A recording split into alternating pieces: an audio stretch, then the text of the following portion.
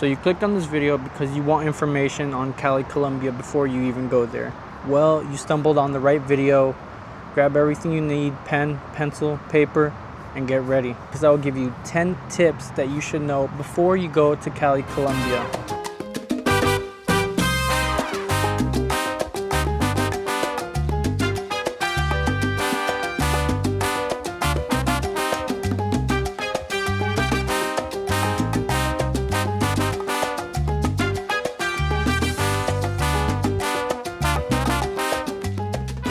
All right, for tip number one, I have dress to match, not to impress. The reason that I say this is because theft still goes on in Cali, Colombia. It goes on everywhere in the world.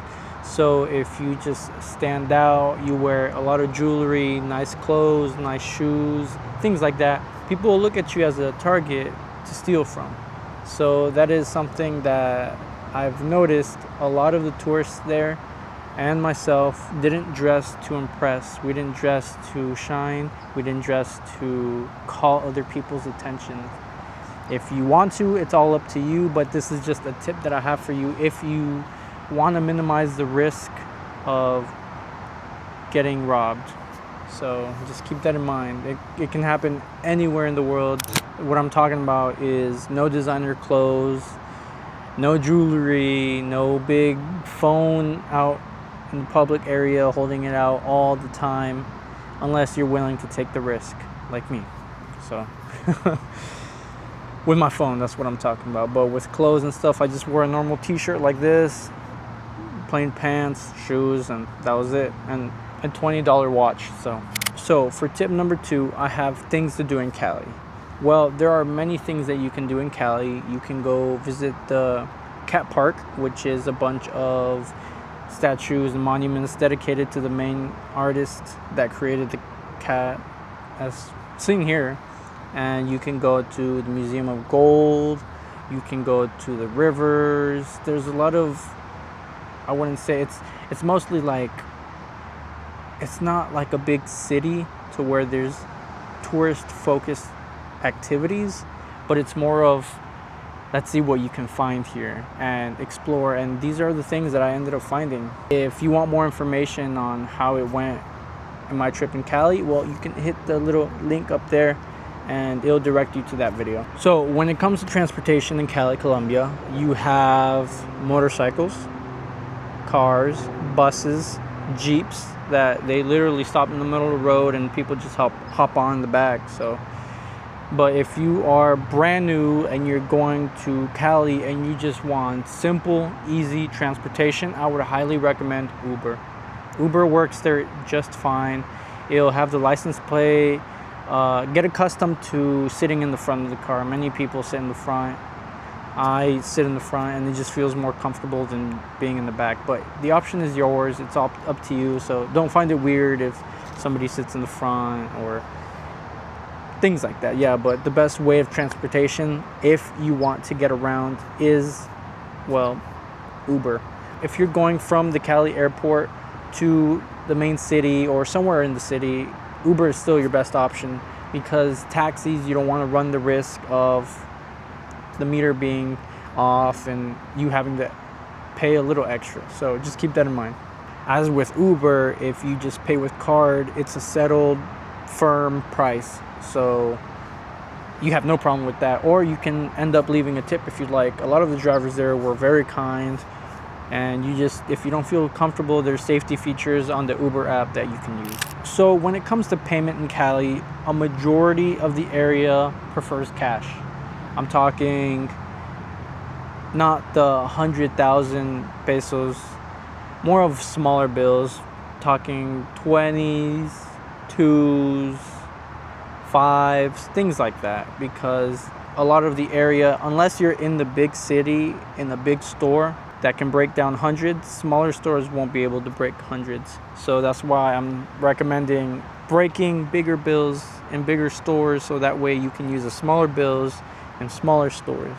Or if you're out in the middle of nowhere, out in the mountains like I was, those small bills come in handy. So keep that in mind. Although card is accepted, card is mostly accepted in more popular food chains or areas like that, and or restaurants that are just bigger and more popular. McDonald's, Starbucks, local big Colombian restaurants. So just keep that in mind. Carry some cash with you. It is very important to have some. So when it comes to where to eat, it all depends on you. What is it that you're craving? Are you craving a traditional Colombian dish? Are you just craving McDonald's? Do you just want a Starbucks, or do you just want some street food? Well, there's so many options. If you want economical, budget-friendly, no rip-off prices, then you can go to stores that offer the menus, and you can just look at the menu, use a conversion app to see how much it is in your currency and if it's just right for you. But most of the time I did eat at home. I would, well, not home, but where I was staying, I would just go grocery shopping and I would just cook for myself, because I just thought that was the easiest possible way. So I would do that for breakfast and I would do that for dinner. But on times that I wouldn't eat at home, I'd go to small local restaurants. I'm talking the ones that don't have fancy chairs. They have little white plastic tables and white plastic chairs, and the person just standing out there relaxed waiting for customers to come. So just keep that in mind. Those are the restaurants that I would go to, because they're more family oriented and the food just tastes better and the price is not crazy at all. So keep that in mind.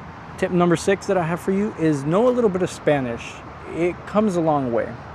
I myself know Spanish, but there are other people that have gone that don't know Spanish, and they've stated that Spanish, at least knowing a few words, have been super helpful. So I'm talking about how to say help if you need help. Ayuda, some little Spanish lesson here. Or a donde, which is where.